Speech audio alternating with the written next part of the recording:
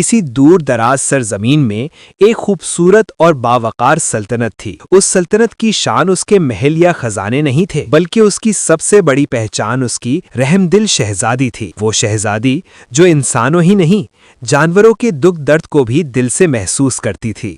شہزادی روزانہ اپنی رعایا کے حالات جاننے نکلتی، کسی کے زخم پر مرہم رکھتی تو کسی کے آنسو پہنچتی۔ وہ جانتی تھی کہ رحم دلوں میں ہوتا ہے، عہدوں میں نہیں۔ ایک دن سیر کے دوران شہزادی کی نظر ایک ننھے خرگوش پر پڑی جو شدید زخمی تھا اور چلنے سے قاصر تھا۔ اس کی آنکھوں میں درد اور بے بسی صاف جھلک رہی تھی۔ ارے یہ ننھا سا خرگوش، تم زخمی ہو؟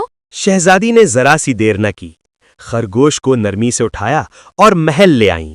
شاہی طبیب کو بلایا گیا، زخموں پر مرہم رکھا گیا اور خاص خیال رکھا گیا۔